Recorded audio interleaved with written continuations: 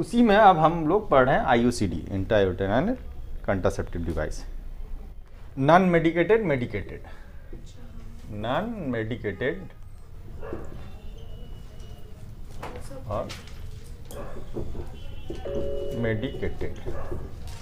इसको जनरेशन के हिसाब से भी कैटेगराइज करते हैं। इसको बोलते हैं फर्स्ट जनरेशन, और इसमें जो है second and third generation. Medicated वाले में सेकंड एंड थर्ड जनरेशन हो जाएगा। अब पूछ लेगा कि मेडिकेटेड IUCD जो है कौन से जनरेशन में आता है, तो मेडिकेटेड सेकंड एंड थर्ड में आएगा, समझिए। नॉन मेडिकेटेड में फर्स्ट जनरेशन में आएगा, ठीक है। अब आइए फर्स्ट जनरेशन IUCD के बारे में पढ़ते हैं। ये होता है फर्स्ट जनरेशन वाला जो होता है, ये इनर्ट होता है।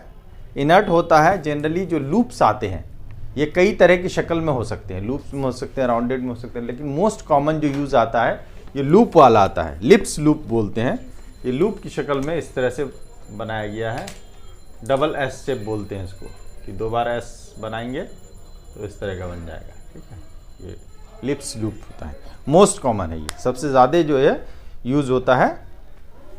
तो इसको ये कह सकते हैं डबल S शेप का। क्वेश्चन पूछ भी सकता है कि डबल S शेप का कौन सा क्या कहते हैं इंट्रायूटेराइनल डिवाइस होता है, या किस जनरेशन का होता है, तो उस पर कन्फ्यूज़ नहीं करना है। डबल S वाले में क्या हो जाएगा, ये लिप्स लूप की बात हो रही है, नॉन टॉक्सिक होती है, इसमें और में नॉन टॉक्सिक होगा, नॉन टिश्यू रिएक्शन, और इसमें कहते हैं कि थोड़ा सा जो है इसके अंदर बेरियम मिलाते हैं। क्यों मिलाते हैं बेरियम? इसके अंदर जो है, इस लूप्स के अंदर बेरियम मिलाते हैं। बेरियम का यूज़ याद कीजिए, एक्सरे, मतलब बेरियम मिल कराते हैं, उसके बाद एक्सरे लेते हैं, तो वो चूँकि वाइट दिखता है ना, तो इस चूँकि डिटेक्शन के लिए कभी कभी ऐसा होता है कि एक तो है कि एक साइड में इसके थ्रेड रहते हैं, वो थ्रेड जो है बाहर से फील कर सकती है, लेकिन कभी कभी ऐसा होता है कि अंदर चला गया, अब मिल नहीं रहा है कहाँ पे है, तो उसके लिए एक्सरे कराते हैं। तो एक्सरे में कैसे आएगा, ये वाला बेरियम, उसके अंदर पूरा बेरियम डाला जाता है, तो ताकि एक्सरे में उस तरह से दिखता है, ठीक है। ये पूछा जा सकता है कि कौन सा कंट्रासेप्टिव डिवाइस है जिसमें बेरियम का इस्तेमाल किया जाता है, ठीक है। नॉन टॉक्सिक इनर्ट कौन सा है, तो ये फर्स्ट जनरेशन वाला है। इसमें 4 साइज में आते हैं, ABCD। इसकी जो टाइप्स हैं, या तो फर्स्ट जनरेशन वाले के टाइप्स कर लीजिए, ABCD, या साइज कर लीजिए। ये साइज के हिसाब से है, ये सबसे छोटा होता है, उससे बड़ा हो गया, उससे बड़ा हो गया, उससे बड़ा हो गया। C और D सबसे बड़े शेप का होता है। ये उसी वजह से है कि अलग अलग हाइट की लेडीज़ होती है, तो उसके यूट्रस के साइज़ के हिसाब से, यूट्राइन कैविटी कितना है उसके हिसाब से ये देते हैं, ठीक है। तो इसमें मेन क्वेश्चन क्या 2 ही 3 बन सकता है कि बेरियम वाला ये याद रखिएगा, ये थ्रेड होता है ये याद रखिएगा, ठीक है। दूसरा क्या कहते हैं, कितने टाइप्स के होते हैं, ABCD है, ये किसके हिसाब से टाइप्स किया गया है, तो साइज के हिसाब से किया गया है टाइप। इनर्ट होता है, और डेवलपिंग कंट्रीज में सबसे ज़्यादा ये इस्तेमाल होता है, सस्ता भी होता है, इस वजह से डेवलपिंग कंट्रीज में सबसे ज़्यादा इसका इस्तेमाल होता है। अब आइए सेकंड जनरेशन मेडिकेटेड, यानी सेकंड जनरेशन या मेडिकेटेड में। तो सेकंड जनरेशन में क्या हो रहा है कि मेडिकेटेड तो है, तो कौन सा मेडिसिन इस्तेमाल करते हैं या कौन सा केमिकल इस्तेमाल होता है, तो इसमें जो है जनरेशन में हार्मोनल वाला होता है, सेकंड जनरेशन में कॉपर का इस्तेमाल होता है। तो इसमें सेकंड जनरेशन में मेनली जो कॉपर टी बोलते हैं, कॉपर टी, ये आता है। अब इसमें भी 2 तरह के होते हैं। इसमें जो है आपको अर्ली वाले डिवाइस आते हैं, चाहिए तो एक कॉलम बना लीजिए, अर्ली डिवाइस, अर्ली डिवाइस, और इधर लिख लीजिए न्यूअर, न्यू है, न्यूअर डिवाइस। अर्ली वाले में आएगा कॉपर टी, सिंपली इस नाम से। दूसरा है copper T20, copper T20। Newer वाले में लिखिए TCU, CU है, TCU 220, 220C। दूसरा क्या है? हाँ 220C। उसी तरह से दूसरा है 380A। 380A, ए या AG भी कहीं लिखते हैं, ठीक है, सेम होगा TCU 380A। अब इसके अंदर और आता है, इसी के अंदर बात कर रहे हैं, इधर हम टी, इसी के अंदर आएगा, इसी के अंदर आएगा नोवा मल्टी लोडेड भी आता है, ML होता है मल्टी लोडेड CU 250। फिर आता है CU 375। ML से क्या मतलब है? मल्टी लोडेड, यानी उसमें इस तरह का कुछ होता है, उसमें इस तरह के होते हैं, तो मल्टी लोडेड होते हैं। और CU यहाँ क्या दिखा रहा है? कॉपर को दिखा रहा हूं। ये नंबर्स क्या दिखा रहे हैं?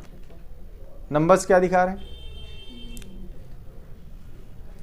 क्वेश्चन पूछ सकता है, ये इंपॉर्टेंट क्वेश्चन है। टी तो शेप को दिखा दिया कि भाई टी शेप का जनरली बनाया जाता है, टी शेप का कॉपर का बना हुआ होता है, कॉपर आयन रिलीज होता है। इस कॉपर को इस्तेमाल इसीलिए किया गया है कि कॉपर आयन रिलीज होता है। उस कॉपर आयन की जो खासियत है वो एंटी फर्टिलिटी की है, यानी ये खुद कॉपर आयन भी जो है एंटी फर्टिलिटी पैदा करता है, स्पर्म को किल करता है, या एंडोमेट्रियम की जो है सेल रिएक्शंस जो उसके कुछ केमिकल या बायोकेमिकल चेंजिंग उसमें करके जो है अनफेवरेबल कर देता है प्लांटेशन के लिए, या फिर जो स्पर्म को है उस लायक नहीं रहने देता है। तो दो तरह से काम कर रहा है कि कॉपर जो है आयन रिलीज होता है तो वो खुद जो है एंटी फर्टिलिटी इफेक्ट रखता है कॉपर आयन।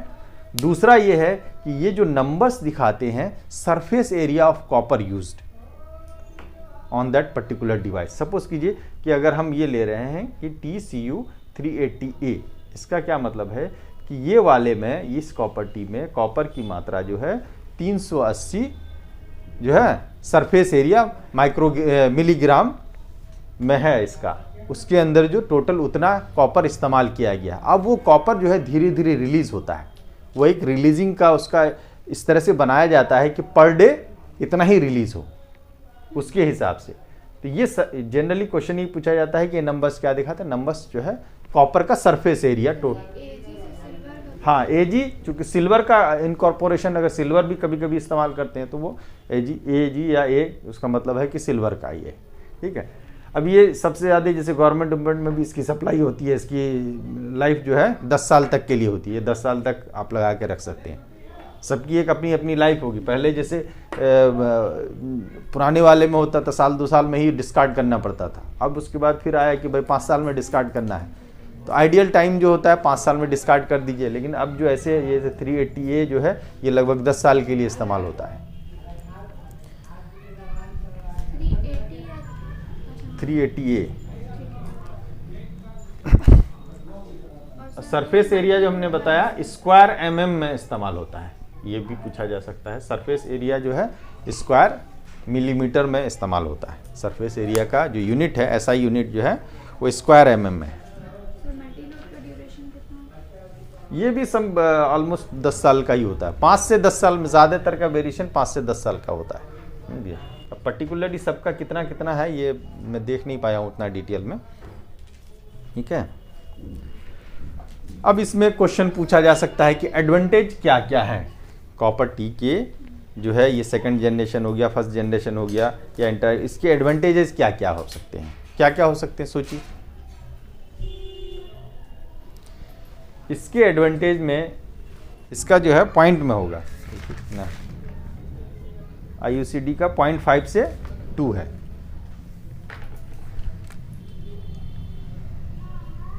जीरो 0.5 से 2 है, ये है। तो पर्ल इंडेक्स इतना कम है इसका। और इसमें ये होता है कि और एडवांटेज में क्या, लो एक्सपेल्सिव रेट, यानी बहुत कम ऐसा होता है कि जो निकल जाए। वहीं पे आप अगर सपोज कीजिए कि वेजाइनल स्पॉन्ज इस्तेमाल कर रहे हैं, या डायफ्राम इस्तेमाल कर रहे हैं, या फिर फीमेल कॉन्डम इस्तेमाल कर रहे हैं, तो चांसेस है कि वो एक्सपेल्ड आउट हो सकता है। इसमें जो है चूँकि इस तरह से रखा जाता है, ये यूटेराइन कैविटी के अंदर रखा जाता है सर्विक्स के थ्रू पास करके, तो वहाँ पे एक्सपल्जन का बहुत रेयर चांसेस होते हैं, ठीक है। इसमें और क्या है कि साइड इफ़ेक्ट इसके बहुत कम होते हैं, इसके जो है साइड इफ़ेक्ट्स जो है बहुत कम होते हैं। साइड इफ़ेक्ट्स में जैसे पेन हो गया, स्वेलिंग हो गई, ब्लीडिंग हो गया। और ईजी है ये। इवन क्या कहते हैं नल्ली पैरस में भी, अब वेजाइनल स्पॉन्ज को नल्ली पैरस में रखना थोड़ा मुश्किल होता है, डायफ्राम को रखना मुश्किल होती है, क्योंकि उसके वेजाइना वर्जिन है तो उसमें थोड़ी सी परेशानी आएगी। तो इस वजह से ये सबसे क्या कहते हैं सेफेस्ट मेथड है कि इसमें एक छोटी सी कैंची के डिवाइस होती है, उसके थ्रू वो डाल देते हैं, तो कोई बहुत ज़्यादा ओपनिंग की ज़रूरत भी नहीं पड़ती है। ठीक है, ये नल्ली पैरस में भी इस्तेमाल हो जाता है। और सबसे बड़ी बात है ये इमरजेंसी कंट्रासेप्शंस के लिए भी यूज हो सकता है। यानी अनप्रोटेक्टेड सेक्स कोई किया है तो 5 दिन के अंदर आप लगवा लेंगे तो आपको प्रेगनेंसी नहीं होगी। ये भी एक इसकी क्या कहते हैं एडवांटेजेस में है। 3 से 5 दिन के अंदर ये आपको लगाना पड़ेगा। ठीक है, और चूंकि इफेक्टिवनेस, चूंकि पर्ल इंडेक्स बहुत कम है कि इसका मतलब इफेक्टिवनेस ज़्यादा है, बहुत ज़्यादा इफेक्टिव है। यानी अब चांसेस बहुत कम हो गए कंसीव करने के, अनवांटेड प्रेगनेंसी के चांसेस बहुत ही कम हो गए। तो ये सब इसके एडवांटेजेस में हो गए। अब आइए थर्ड जनरेशन में। थर्ड जनरेशन में हमने क्या बताया था कि हार्मोन को, थर्ड जनरेशन में क्या था कि हार्मोन्स मिलाए जाते हैं कॉपर टी के साथ में, जो हार्मोन्स को इनकॉर्पोरेट किया जाता है। Third generation IUCD। ठीक है, मोस्ट वाइडली जो यूज होता है, क्या यूज होता है? प्रोजेस्टाजड,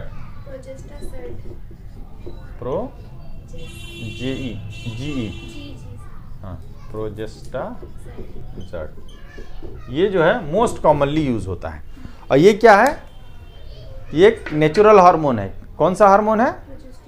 प्रोजेस्टेरॉन का है। ठीक है, प्रोजेस्टाजड जो है ये नेचुरल हार्मोन है, तो ये मोस्ट कॉमनली यूज होता है। दूसरा क्या यूज हो रहा है? हाँ, LNG-20। क्या बोलते हैं इसको? लीवोनॉर्जेस्ट्रिल। क्या है? लीवोनॉर्जेस्ट्रिल। लीवोनॉर्जेस्ट्रिल क्या है? ये आर्टिफिशियल स्टेरॉयड है, समझे ना? ये आर्टिफिशियल स्टेरॉयड है लीवोनॉर्जेस्ट्रिल। LNG का मतलब ये होगा लीवोनॉर्जेस्ट्रिल 20। ये मार्केट में किस नाम से आएगा? मेरिना के नाम से आता है। ये क्वेश्चन पूछा जा सकता है कि मेरिना क्या है? मेरिना कंट्रासेप्टिव डिवाइस किस जनरेशन से बिलोंग करता है या क्या है, ये पूछ सकता है। हाँ, देख लीजिएगा उसको, MIRE। ठीक है, तो ये थर्ड जनरेशन वाले में आएगा। हाँ सही है, MI ही होता है। टी शेप का होता है, ये भी टी शेप का होता है। इसकी अब एक क्वेश्चन और ये पूछ सकता है कि 20 माइक्रोग्राम, ये जो है ना मायरीना जो है, ये कितना ये इसका होता है? 20 माइक्रोग्राम ऑफ लीवोनॉर्जेस्ट्रिल।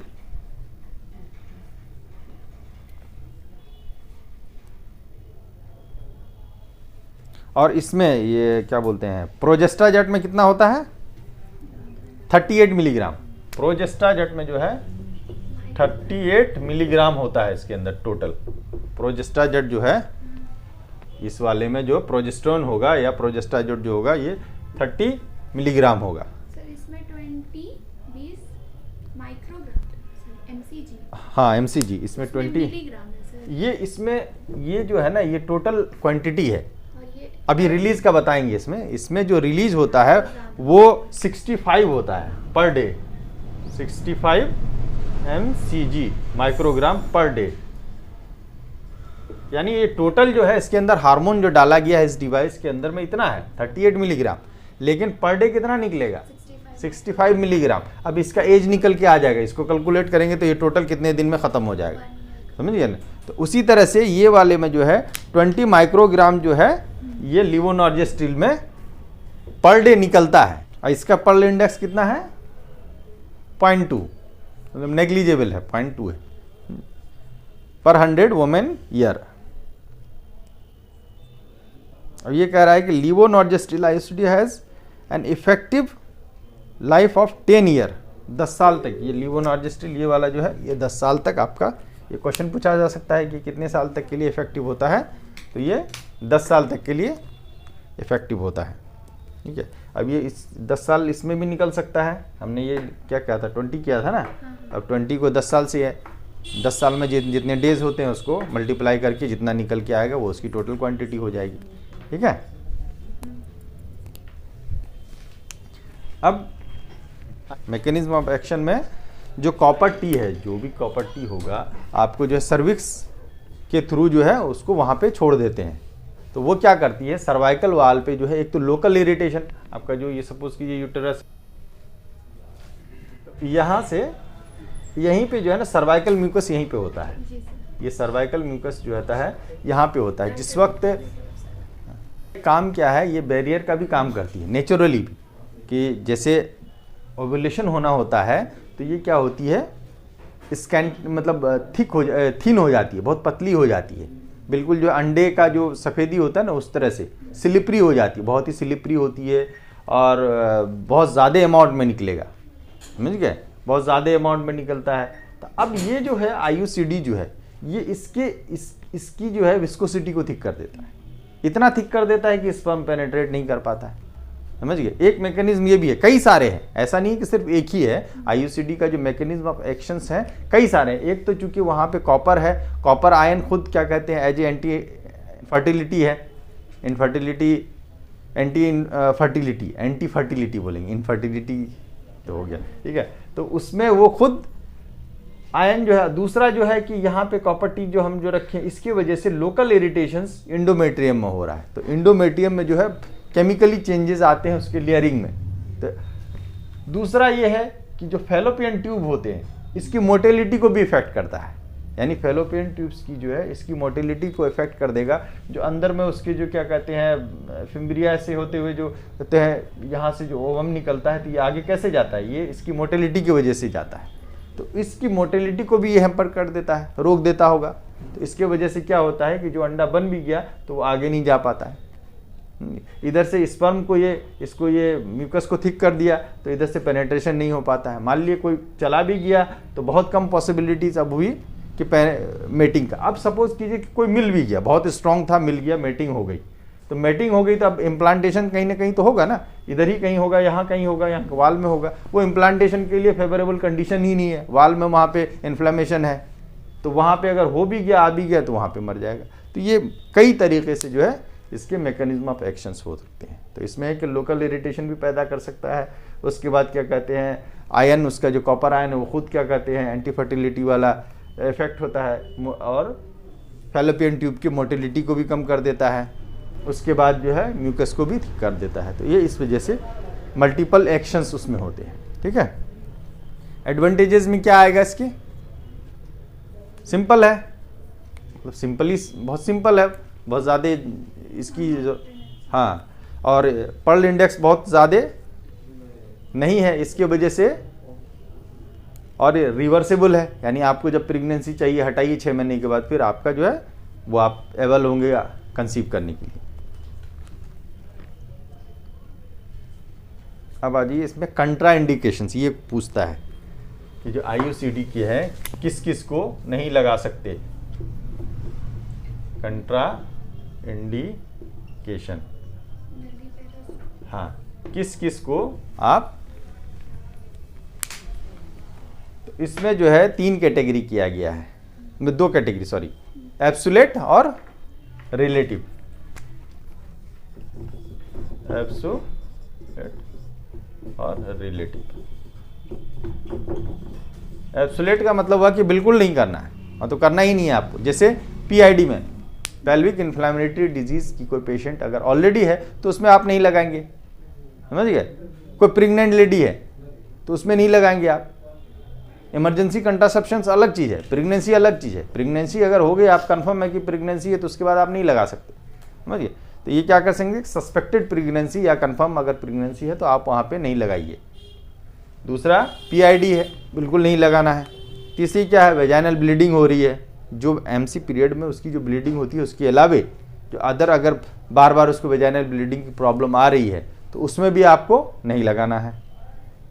या फिर हिस्ट्री आपको दे रही हो इक्टोपिक प्रेगनेंसी की, लेडी अगर बता रही है कि हमारा जो है पिछला बच्चा जो है वो ज़ाया हो गया था, क्यों ज़ाया हो गया था, तो वो ट्यूब में बच्चा ठहर गया था, कहेंगे ना कि वो ट्यूब में या बाहर कहीं, मतलब बच्चेदानी के अंदर नहीं था। इक्टोपिक प्रेगनेंसी का क्या मतलब हुआ कि नॉर्मल यूट्रस का जो लाइनिंग है उसके अलावे कहीं और हो जाए इम्प्लांटेशन, वो इक्टोपिक प्रेगनेंसी। और इक्टोपिक प्रेगनेंसी के सर्वाइवल के चांसेस नहीं के बराबर होते हैं। तो अगर कोई लेडी ये बता रही है कि इक्टोपिक प्रेगनेंसी उसकी पिछली वाली हुई है, तो चांसेस ये है, यानी वो मोर प्रोन है कि अगली बार जो कंसीव करे तो हो सकता है कि इक्टोपिक, तो ये इस वजह से उसको नहीं देना है।